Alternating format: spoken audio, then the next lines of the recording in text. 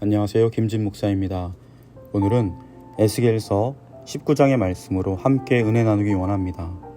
에스겔서에는 5개의 애가가 나옵니다. 그 중에 3개는 두로를 향한 애가이고 1개는 애굽을 향한 것입니다. 그리고 나머지 1개는 이스라엘에 대한 애가입니다. 오늘 말씀 19장이 바로 이스라엘을 향한 애가입니다. 본장에 등장하는 암사자는 이스라엘 나라를 비유한 것이고 그 새끼 사자들은 이스라엘의 왕들을 뜻합니다. 그리고 그 왕들이 이방으로 인해 비참한 최후를 맞게 될 것이라는 예언을 노래합니다. 그리고 암사자 이스라엘은 또 포도나무로 비유가 되는데 결국 아름답고 풍요로운 때를 이어가지 못하고 쇠망하게 될 것을 노래합니다. 포도나무의 과거의 영광은 에스겔 시대의 상황과 분명하게 대조됩니다. 이스라엘인 포도나무는 분노 중에 뽑혀서 땅에 던짐을 당합니다. 포도나무는 시들고 그 가지들은 불에 탑니다. 왜 이렇게 슬픈 상황이 되었습니까? 그 포도나무 이스라엘은 하나님께서 축복의 근원임을 잊었습니다.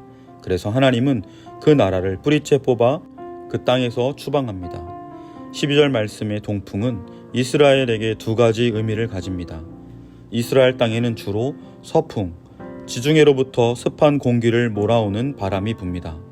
동풍은 동쪽 사막으로부터 불어오는 열풍으로 성경에서 이 바람은 초목을 말리우고 집들을 파괴하고 심한 재난을 가져오는 원인이 됩니다. 그런데 에스겔서의 동풍은 이러한 열풍보다 더 심한 것을 뜻합니다. 바로 바벨론을 말합니다.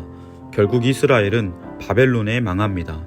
열풍이 그 지나가는 길에 초목을 죽이는 것처럼 이스라엘은 바벨론의 공격 아래 시들 것을 말합니다. 그리고 과거에 강력한 통치자를 배출했던 그 이스라엘은 이제 왕이 없을 것이라 노래합니다. 시드기야가 바벨론에 의해 폐위된 후에 다윗 왕가에서 그를 이을 왕이 아무도 나오지 않습니다. 사랑하는 성도 여러분, 결국 이스라엘엔 에스겔이 노래한 이 슬픈 애가가 울려 퍼질 것인데 이런 일이 왜 일어나게 되었습니까? 19장에는 그 이유가 소개되지 않지만 이미 앞에 여러 번 말씀하였습니다. 이스라엘이 이스라엘로 살 수 있었던 이유는 바로 전적인 하나님의 은혜 까닭이었습니다.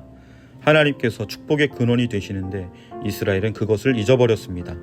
하나님께서는 하나님의 율법의 말씀을 주실 때 그것을 자녀들에게 가르치라고 말씀하실 때 절대로 잊지 말아라 하시며 먼저 하신 말씀이 있습니다.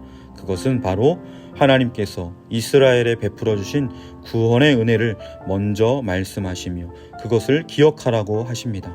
그리고 나서 그 은혜를 받고 그 은혜 안에 거하며 그 은혜를 계속해서 받게 될 하나님의 백성들이 하나님을 알지 못하는 열방 가운데 은혜 받은 백성의 정체성을 잃지 않고 살게 하시려고 또한 열방의 나라들이 이스라엘 백성의 삶을 보며 하나님을 알게 되고 그들도 그 은혜를 받게 하시려고 말씀을 주셨는데 이스라엘은 하나님의 은혜를 망각하고 자신의 정체성을 잃어버리고 하나님의 말씀의 길을 떠나 방황하다가 결국 여러 차례 기회를 주시고 기다려주시고 그러나 그 끝을 맞이하며 징계의 매를 맞는 슬픈 날을 보게 됩니다.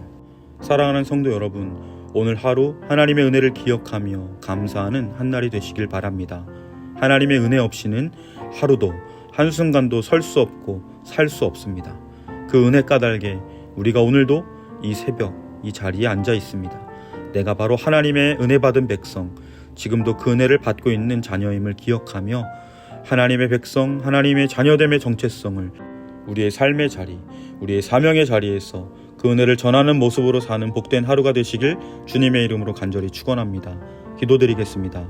참 좋으신 하나님 아버지, 하나님의 은혜 안에 거하며 보내는 오늘 하루가 하나님을 향한 감사와 찬양이 있는 하루가 되게 하여 주옵소서. 하나님의 은혜로 살게 된 새로운 신분, 하나님의 자녀됨의 그 넉넉함과 섬김을 나누는 복된 하루가 되게 하여 주옵소서. 감사드리며 예수님의 이름으로 간절히 기도드립니다. 아멘.